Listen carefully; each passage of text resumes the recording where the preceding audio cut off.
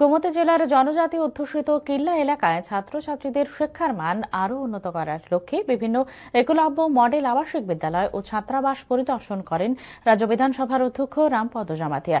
তার সঙ্গে ছিলেন কিল্লা ব্লকের বিডিও মনোরঞ্জন দেববর্মা, শিক্ষা দপ্তরের যুগ্ম অধিকর্তা সহ পদস্থ আধিকারিকরা।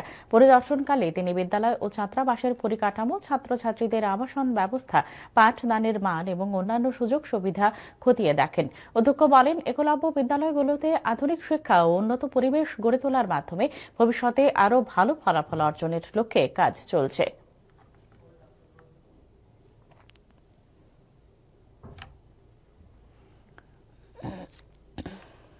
আজকে Eklavya model residential school Bagma এলাকাতে কিল্লা ব্লকে এটা কনস্ট্রাকশন হয়েছে। ওই হোস্টেল এখন পরিদর্শন চলছে এবং স্কুলটাও এখন পরিদর্শন হলো।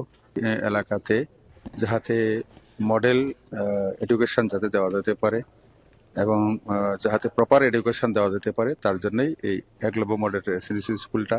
এইটা দিয়ে ডে বোর্ডিং স্কুল ছিল, কেন্দ্রীয় মন্ত্রীর সাথে কথা বলে এটা রেসিডেন্সিয়াল স্কুলেই বানানো হয়েছে।